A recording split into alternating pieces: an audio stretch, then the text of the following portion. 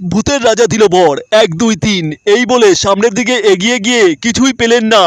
King of Iceland government অর্থাৎ রাজদীপ সরকার খালি হাতের মধ্যে বাতি ঝুলিয়ে রমণীরা নিরুদ্দেশ হয়ে গেছেন। মনে হচ্ছে সেই লেডি উইথ দ্য ল্যাম্প, সেই আলোর আলোর ছটায় চারদিকে কত রকমের ব্রিটিশ আমলের মুন্ডুমালা দেখতে পাওয়া গেল, সাথে ভৌতিক সিনেমার কিছু রাক্ষসদের দেখতে পাওয়া গেল। যাই হোক, খুব সুন্দর প্যান্ডেলের পাশাপাশি অপরূপ সুন্দর মাতৃ প্রতিমা, যাকে একবার দেখলে চোখ ফেরানো যায় না। অপূর্ব অপূর্ব অপূর্ব, আর কোনো কিছু বলার ভাষা থাকে না। মাতৃ প্রতিমা থেকে চোখ ফেরাতেই দেখতে পেলাম এফবি নায়িকা স্ট্যাচু হয়ে দাঁড়িয়ে আছেন। ওনাকে সরিয়ে পিছনের নারীকে জিজ্ঞাসা করলাম, আপনি কি আমার দ্বিতীয় নম্বর? দেখছিলাম এমন সময় মাদার অ্যান্ড সন পিছনে থাকা ব্যক্তির মুকুট হাতে নিয়ে হাসি মুখে ব্যঙ্গাত্মকভাবে মনে মনে বলছিল, তোর সব কিছু কেড়ে নেওয়া হবে। অজ্ঞতা আমি বাক্যটা সম্পূর্ণ না করে হাত সরিয়ে নিলাম, বেরোতে যাব এমন সময় কে একজন বলল, এই মুখটা আপনার সাথে অনেক মিলে যাচ্ছে। আমিও বললাম, হ্যাঁ হ্যাঁ ঠিক ঠিক। সাথে সাথে ওই মুন্ডুটির সাথে আমি ভালো করে সেলফি তুলে নিলাম। একটু পর ওখান থেকে বেরিয়ে এক সুসজ্জিত কুঁড়ে ঘরে প্রবেশ করতে যাব, দেখতে পেলাম ম্যাডাম অ্যান্ড সন্স আমার আগে প্রবেশ করছেন।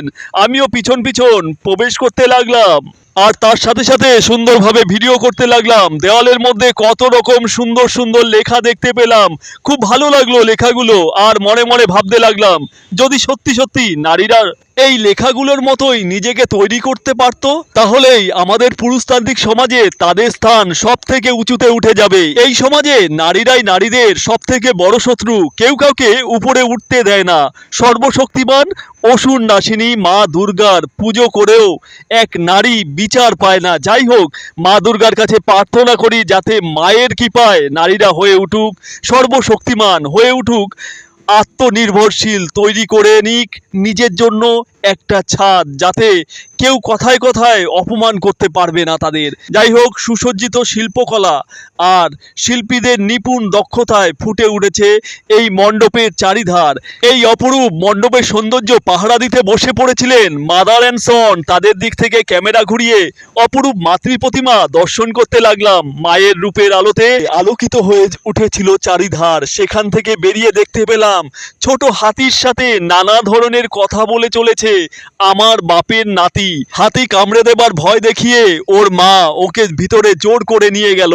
আমিও পিছন পিছন অপূর্ব সুন্দর মাতৃ প্রতিমার দর্শন করতে লাগলাম। সত্যি অসাধারণ মায়ের রূপ।